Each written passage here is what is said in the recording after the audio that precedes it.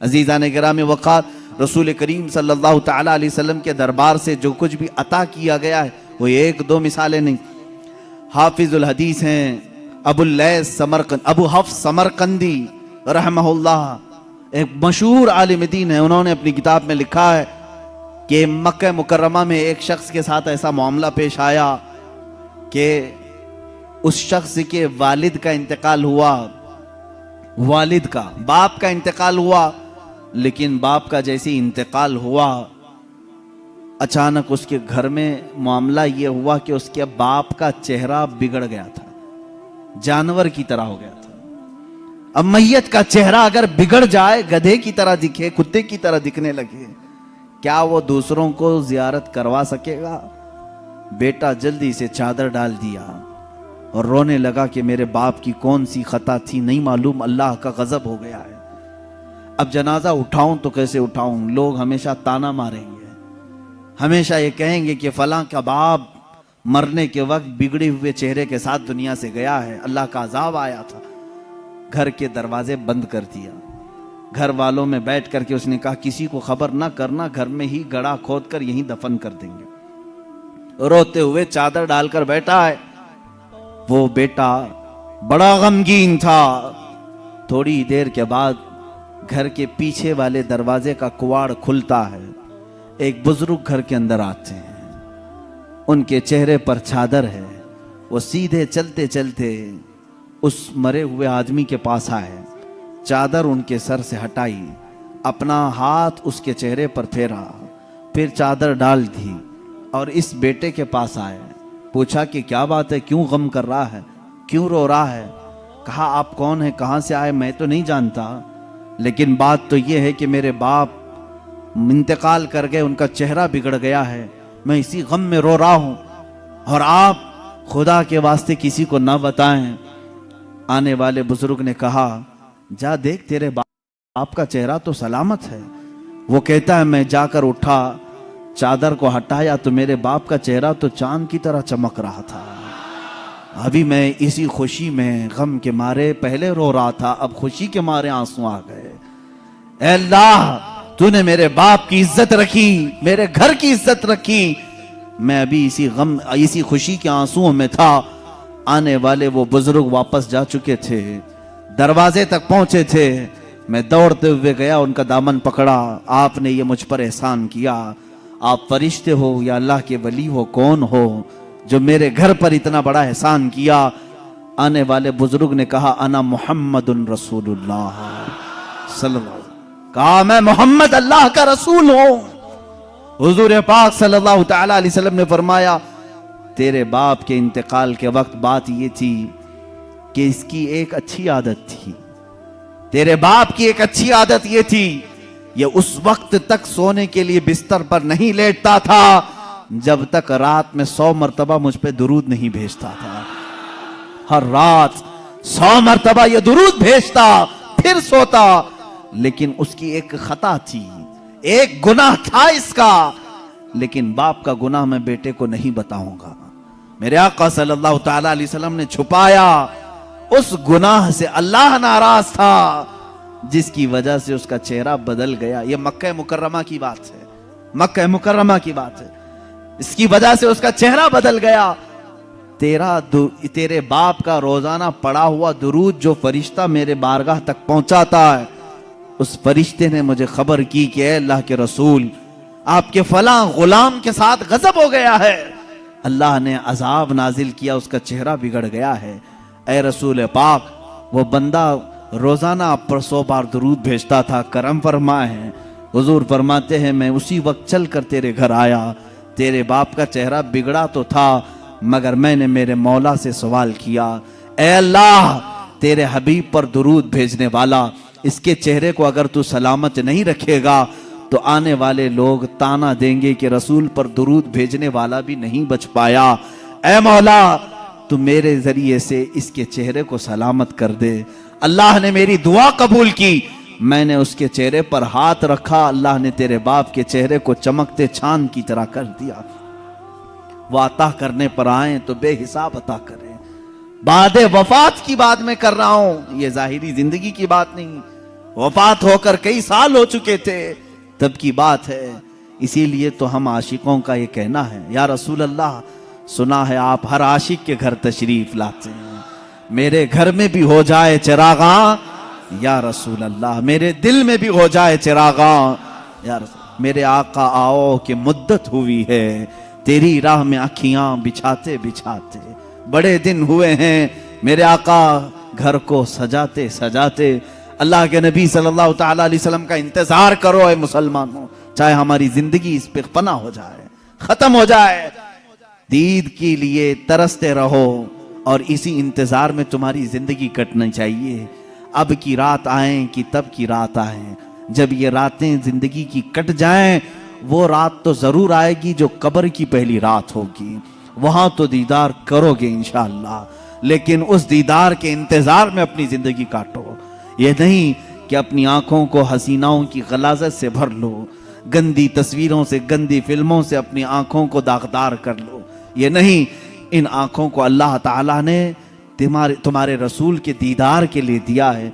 इसीलिए शहजादे आला हजरत ने यूं कहा है, तुम्हें न देखा तो किस काम की हैं ये आंखें, उन्हें न देखा तो किस काम की हैं ये आंखें, कि देखने की है सारी बहार आंखों में, कुछ ऐसा कर दे मेरे किरदगार आंखों में, हमेशा नक्श रहे रूए यार आंखों में, हमेशा नक्श रहे रूए यार आंखों में। मुफ्ती आजम हिंद तो ये फरमाते हैं कि तुम अपने आंखों में जलवे रसूल ऐसा बसा लो, ऐसा बसा लो कि कब्र के दिन, कब्र की रात में फरिश्ते जब आए सवाल करने के लिए, तो मुफ्ती आजम फरमाते हैं, फरिश्ते जो पूछें कब्र में कि किसकी उम्मत हो, फरिश्ते जो पूछें कब्र में कि किसकी उम्मत हो, तो आप जवाब क्या कहते हैं?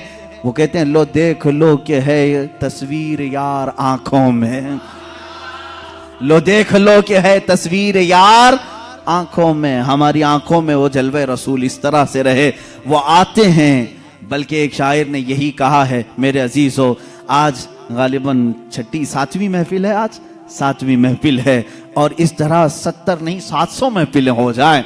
हम इन महफिल के मुतालिक हमेशा, मैं भी, मेरी आदत ये है, मैं ये कहता हूँ, क्यों महफिल सजा रहे हो, क्यों बैठ रहे हो, रोज क्यों सुनने आ रहे हो, रोज हम क्यों सुनाने आ रहे हैं? हमारा मकसद ये है, वो आएंगे, आते होंगे, अभी आएंगे, वो आएंगे, आते होंगे, अभी आएंगे, यही सोच के हमने महफिल को सजा रखा है। हमारा अकीदा यही सोच के हमने महफिल को सजा रखा है। रसूल करीम सल्लल्लाहु ताला अलैहि वसल्लम जब अता करने पर आते हैं तो बेहिसाब अता करते हैं। गमगीन उम्मतियों की फरियाद रसी के लिए भी आते हैं। जिस उम्मती ने जब फरियाद किया, मेरे आका वहां तशरीफ लाए। आपको मालूम है, अल्लाह के नबी सल्लल्लाहु ताला अलैहि वसल्लम की एक और बात मैं बता दूं, मशहूर जमाना कसीदा, मौला या सल्ली वसल्लिम दाइमन अबदा अला हबीबी का खैरिल खल्क़ि कुल्लिहिम। तकरीबन मेरे आका सल्लल्लाहु ताला अलैहि वसल्लम की वफात के भी 700 साल बाद आने वाले इमाम शरफुद्दीन बोसीरी, ये वो अजीम बुजुर्ग हैं, मद्दाह रसूल हैं। तकरीबन 170 अशार में इन्होंने कसीदा लिखा है, जिसमें मेरे आका के हर अज़ू की तारीफ की है। जिस तरह आप अगर हिंदुस्तान का कोई बोसीरी देखना चाहते हैं, हिंदुस्तान का शरफुद्दीन बोसीरी देखना चाहते हैं, तो बरेली के इमाम अहमद रजा को देखें, जिसने अपने नाथिया कलाम में रसूल पाक के हर अज़ू को पिरो करके मोतियों की तरह सजाया है, इमाम शरफुद्दीन बोसीरी। और हद तो यह है मेरे अजीजों, वहाबियों की, नजदियों की, सल्फियों की हुकूमत आई, जिन्होंने इश्क़ रिसालत माब सल्लल्लाहु ताला अलैहि वसल्लम के खिलाफ न जाने कितनी बकवास की। लेकिन मुझे उस वक्त फख्र होता है जब मदीने रसूल जाते हैं और दरबार रसूल की जालियों पर अंदर जाने का जो दरवाजा है, उस दरवाजे के ताले पर, चाबी पर आज भी इमाम बोसीरी का कसीदा लिखा हुआ है। हुवल हबीबुल्लज़ी तुरजा शफाअतुहु लिकुल्लि हौलिन मिनल अहवालि मुक़तहिमी। पहले तो दीवारों पर लिखा हुआ था कसीदा, इन्होंने मिटाया क्योंकि इनके अकीदे के एतबार से शिर्क था। 700 साल पहले आने वाले इमाम बूसीरी ने जब पुकार करके ये कहा था, या करमल खल्क़ि माली मन अलूज़ु बिही सिवा का इंद हुलूलिल हादिसिल अममी। ऐ मखलूक में सबसे अकरम रसूल, तकलीफों में मेरे पास तुम्हारे सिवा है कौन, मुसीबतों में आपके अलावा मेरे पास कौन है जिसकी बारगाह में मैं फरियाद करूं तो मेरी फरियाद को पहुंचेगा। ऐ रसूल तुम्हारे अलावा कौन है। वलन यदीक रसूल अल्लाही जाहो कभी इदल करीम तजल्ला बिस्मि मुंतकिमी। इमाम बूसीरी ने यह कसीदा कब लिखा था, इसकी तारीख में है। आप जवान आलिम दीन आशिक रसूल, लेकिन अचानक लकवे ने हमला कर दिया, फालिज का असर आ गया। जब फालिज आ जाए तो मालूम है जिस्म बेकार हो जाता है, बिस्तर पर रहे। लकवे के असर से ऐसा कि दोस्तों ने दोस्ती छोड़ दी, लोग तो दूर होते ही हैं, बीमारों के अलावा घर वालों के अलावा कौन रहे। ये बीमारी लंबी हो गई, हाथ पैर उठते नहीं थे, सोते सोते जिस्म के अंदर भी तरह तरह की तब्दीलियां आने लगी। एक जमाना हो गया ऐसे बीमारों के जब आंसू निकलते हैं तो सीधे मदीने पहुंच जाते हैं, जिनका दुनिया में कोई तबीब भी नहीं, जिनका दुनिया में कोई गम की दास्तान सुनने वाला नहीं, जिनकी दुनिया में कोई बोली सुनने वाला नहीं। ऐसे गरीब अगर सुनाते हैं तो सिर्फ मुस्तफ़ा को सुनाते हैं, इसलिए कि आशिकों ने यही कहा, या रसूल अल्लाह, न कोई अमल है सुनाने के काबिल, न मुंह है तुम्हारे दिखाने के काबिल, लगाते हैं उसको भी सीने से आका जो होता नहीं मुंह लगाने के काबिल। मेरे आका उसको भी सीने से लगाते हैं, उस गरीब की बिपता भी सुनते हैं। इमाम बूसीरी ने लिखना शुरू किया, अमिन तज़क्कुरि जीरानिम बिदी सलमी मज़ज्त दमअन जरा मिन मुक़लतिन बिदमी अम हब्बतिर रिअ मिन तिलक़ाइ काज़िमतिन औ मदल बर्क़ फ़ि ज़लमाइ मिन इज़मी। ये कसीदा लिखते लिखते लिखते लिखते आंसुओं की लड़ियां इतनी कि बिस्तर नम हो गया, आंखें लग गई। बेदारी के आलम में लिख रहे थे, आंखें लग गई, नींद आ गई। और उस वक्त ख्वाब में मेरे आका तशरीफ लाए, कहा, ए बूसीरी क्या तूने मुझे याद किया है। जब भी उम्मती दर्दे दिल से याद करे मेरे आका तशरीफ लाते हैं। इमाम शरफुद्दीन बूसीरी लिख रहे थे कसीदा कहां से, अल्हम्दुलिल्लाहि मुंशिल खल्क़ि मिन अदमी थुम्मा सलातु अलल मुख्तारि फिल क़िदमी। यहां से आपने कसीदा लिखा और आप फरमाते हैं, कसीदे के शुरू में मैं चाहता था ये लिखें, मौलाया सल्ली वसल्लिम दाइमन अबदा, लेकिन मुझसे दूसरा शेर फिट नहीं होता था, दूसरा मिसरा बन नहीं पा रहा था। पूरे शेर लिख दिया, पहला ही शेर मुकम्मल नहीं हुआ, सो गया। ख्वाब में मेरे आका ने फरमाया, बूसीरी जो हमारी शान में लिखे हो जरा सुनाओ, जरा सुनाओ। इमाम बूसीरी सुनाने लगे, एक ही शेर पर अटकते रहे, मौलाया सल्ली वसल्लिम दाइमन अबदा, मौलाया सल्ली वसल्लिम दाइमन अबदा। आगे का आका नहीं आ रहा है। मेरे आका ने फरमाया, बूसीरी इस आगे वाला मिसरा मेरी तरफ से रख लो, अला हबीबी का खैरिल खल्क़ि कुल्लिहिमी। दुनिया का ये कसीदा है इमाम शरफुद्दीन बूसीरी का, जिसका पहला शेर इनकी तरफ से है, दूसरा शेर मुस्तफ़ा जाने रहमत की तरफ से है। कसीदा सुनाया तो सुनाया, मेरे आका सल्लल्लाहु तआला अलैहि वसल्लम ने इनाम के तौर पर अपनी पहनी हुई चादर उन्हें दे दिया। कहा, बूसीरी ये मेरी तरफ से इनाम है, और उनके जिस्म पर अपना हाथ फेरा, कहा, अल्लाह तुझे शिफा अता करे। इमाम बूसीरी कहते हैं, ख्वाब तो बड़ा अच्छा था, ख्वाब में कौन क्या नहीं देखता है। सुबह हुई, लेकिन मेरे अजीजों जिसने रसूल को देखा उसने हकीकत में देखा। अल्लाह के नबी फरमाते हैं, फ़इन्नहु ला यतमस्सलु बिय शैतान, इसलिए कि शैतान मेरी सूरत में आ ही नहीं सकता। जिसने रसूल को देखा उसने हकीकत में देखा। इमाम बूसीरी फरमाते हैं, सुबह उठा तो भीनी भीनी खुशबुएं घर में थी, महकी महकी हवाएं थी। मैंने सोचा ख्वाब तो ख्वाब होता है, लेकिन जब मैंने गोद में देखा तो रात में अता की हुई चादर भी मौजूद थी, वो चादर भी मौजूद थी। और उसके बाद उठने की कोशिश किया तो मैं देख रहा हूं हाथ भी सलामत, पैर भी सलामत, जिस्म भी सलामत।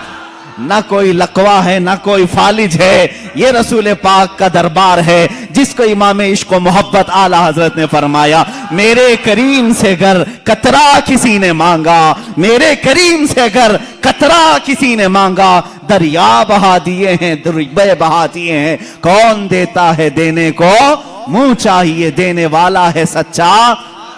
मेरे अजीजों, किसी की जय विजय क्यों पुकारें, क्या गरज हमको, हमें काफी है सैयद अपना नारा।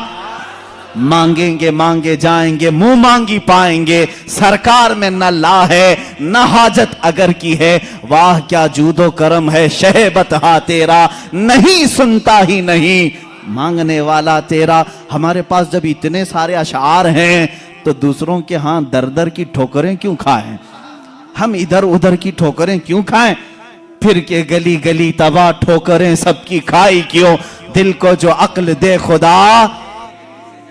तकरीबन आला हजरत याद किए जाएंगे, सुबह क़यामत तक सुन्नियों में आला हजरत को याद किया जाएगा। बरेली के इमाम ने ही हमें रास्ता मदीने का दिखाया है। हर मुसीबत में मांगो रसूल पाक से, हर बेकसी के आलम में पुकारो उसी रसूल को। हरे बरेली के इमाम ने हमें नमाजों के बाद सलाम में भी यही सिखाया है, जब सलाम में पेश करो तो यूं ही कहो, या रसूल अल्लाह तुम हो हफीज़ो मुगीस। क्या है वो दुश्मन खबीर, कहा है यकीन के साथ, तुम हो हफीज़ो मुगीस। क्या है वो दुश्मन खबीर, तुम हो तो फिर खौफ क्या, तुम पे करोड़ों दुरूद। आला हज़रत ने हमें यही सिखाया है। किससे मांगना चाहिए, रसूल पाक से। यहां मांगना शिरक नहीं, जो रसूल पाक के पास मांगा वो अल्लाह समझ करके नहीं मांग रहा है, बल्कि अल्लाह वाला समझ कर मांग रहा है।